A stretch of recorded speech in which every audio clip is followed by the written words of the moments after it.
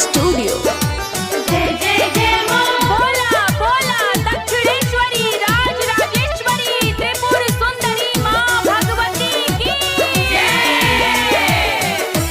एसो नवमी के मेला बा घुमा दे जीजा जी। एसो नवमी के मेला बा घुमा दे जीजा जी। की श्रद्धा जागल बदिल में हमर पूरा दे जीजा जी। एसो नवमी के मेला बा घुमा दे जीजा जी। एसो नवमी के मेला बा घुमा दे जीजा जी। बोला कैसे के मेलवा घुमाइबे साली जी। बोला कैसे हम मेलवा घुमाइबे साली जी।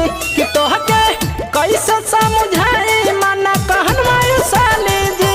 बोला कैसे मेला घुमाइबे फाइनल करो ना ये साली जी। बोला कैसे मेला घुमाइबे फाइनल करो ना ये साली जी। सिरवली जय मां जय जय जय मां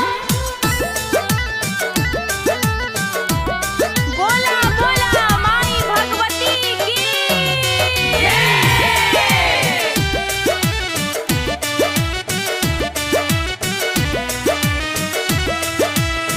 माना हमर बात साली बुझा मजा बुरी हो।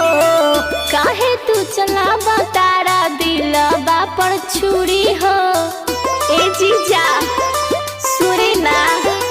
जय जय जय मां माना हमर बात साली बुझा मजा बुरी हो। काहे तू चलावा तारा दिलवा पर छुरी हो।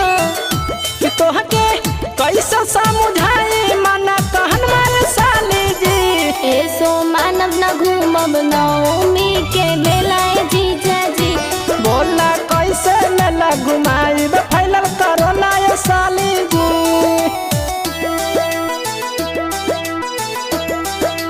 जय मां जय जय जय मां बोला बोला शेरावाली मैया की